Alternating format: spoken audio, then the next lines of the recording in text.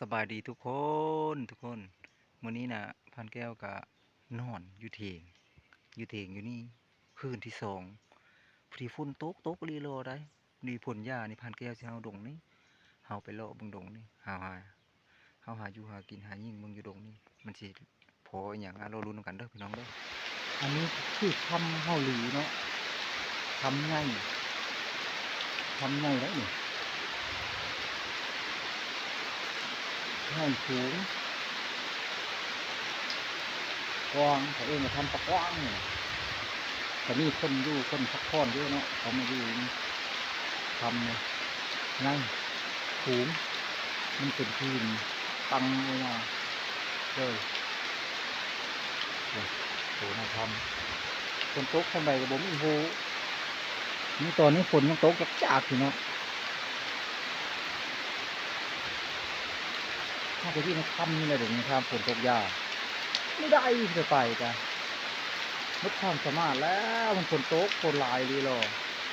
ฝนตกเข้ากระสิมาเข้าพักที่ทำแล้วก็ฝนตกก็เลยแล้วมาทำพี่น้องเอ้ยฝนตกแห้งดีหรอฝนตกบัวมันได้นกกระโต้งตัวเดียวนี่รีเขามารีทำนี่ก่อนทำง่ายได้นี่บ่งดูฝนตกนะยังบ่ยากครับตอนนี้30 นาทีเลยทำแก้วก็ลบอยู่นั่นนี่แหละลบอยู่มาทำนี่แหละเดี๋ยวนี้นะน้ำน้อยครับทำนี่นะทำโอ้โหนี่เชิงเขาเจ้าหลายเลยพี่น้องเชิงเขาเจ้าหลายเขามาอยู่นี่นะเขามาพักตรงนี้ครับเชิงเขาเจ้าทั้งหมดทำง่ายคนอยู่ได้เป็นร้อยทำยืนอยู่นั่งอยู่นะมันเป็นคือดอกเห็ดนี่บานออกมา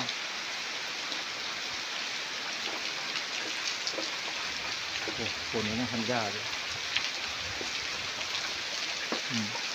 ตัวนี้บอนเขาให้อยู่ให้กินนะเขาให้อยู่ให้กินเขานอนโอ้เชิงพกทุกเลยนะเขาจะมาซอกป้าหากินเขามาเลี้ยงงูเลี้ยงควายเขาอาศัยอยู่ทำนี่เลย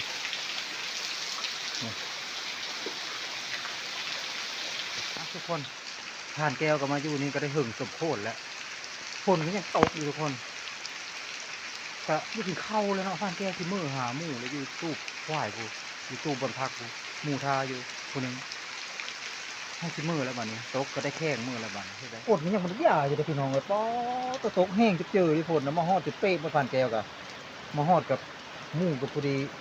จู่ทาว่าขึ้นนานมากแท้ว่ะอันนี้เพิ่นกระหล่ำบังเข้าท่าได้พี่น้องเลยนี่เพิ่นหล่ำบังเข้าท่าได้หมู่เฮานี่นะประวานเพิ่นนี่หลามท่าหล่ำท่าผมรู้จ้ะผมไม่รู้มันบังกันได้น้อยนึงฮะนะบ่มีโหดบ่มีแต่ก็ว่ามีโหดบ่มีน้ำจะไหลลอดพื้นพี่น้องกันนะมันแห้งนะบ่รู้ว่าไหลลอดพื้นเพลงนี่กูสิให้เบิ่งเด้อนี่น้ำมันเป็นน้ำหาน้ำป่าแล้วนี่ไหลลงหอมหินอยู่ป้อโอ้แห้งหลายน้ำมันอั้งบ่ได้เด้ขี้หินนี่มันบ่มีอันกืนเด้มันเลยลูมลงมาทรายเดียวนี่มันมีผ่านแก้วมากที่นี่เราจนอุ้ยกันครึ่งบุคักล้มมันนี่ก็สิเฮ็ดอยู่เฮ็ดกินข้าวอยู่กับตู้นี่แหละเอามาต้องทำนะเนาะอยู่ตู้นี่แล้วบ่มีโหได้ตู้มันก็มุ่งเดี๋ยวนี้โอ้คักนี่เสามันก็ความแข็งแห้งคือต้นไม้ต้นนี้แหละเสามันต้นเป็นต้นกับเด้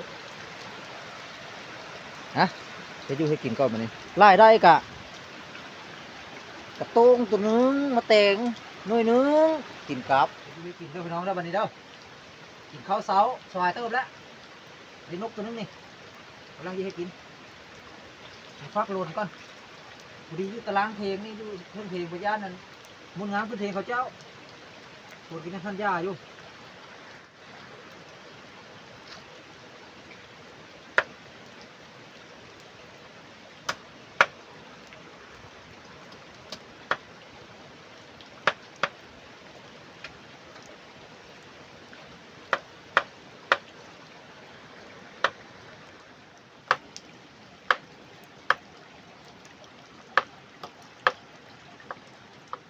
เครื่องเรียบร้อยตะไคร้หัวข้าวซุปเปอร์แล้วก็ผักหอมห่อกระเทียมเอามาใส่เป็นโน่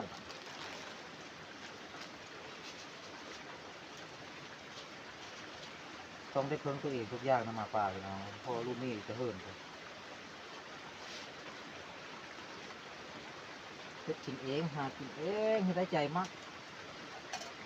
มาป่ามาดงมากะฝนตกกะใครได้มีบนอยู่บนเศร้า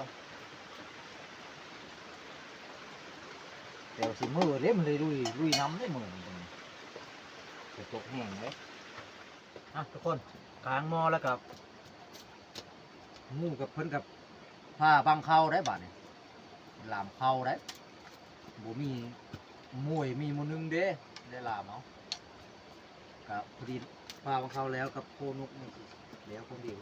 กินเลยแซ่บเด้อพี่น้องอันนี้หอมซอยๆคือว่าพะลาม เราบอกหลามได้เลย มะขามเดี๋ยวไปใช้น้ำตาลคือ เออ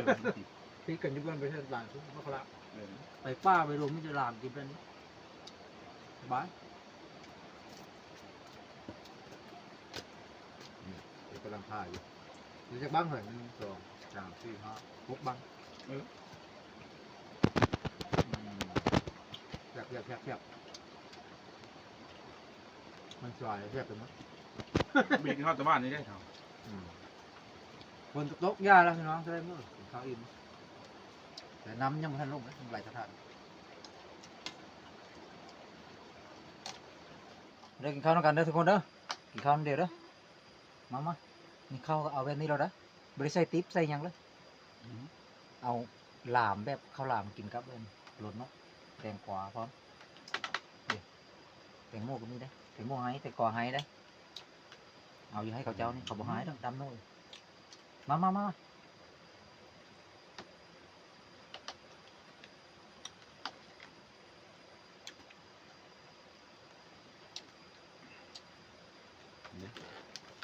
โอ้ผักเลย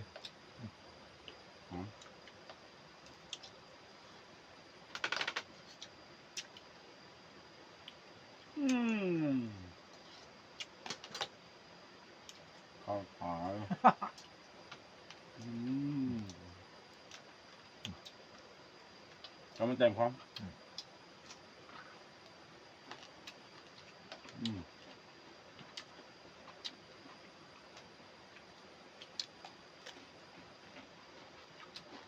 แตงกวาไฮเด้อมายามนี้พอได้กิน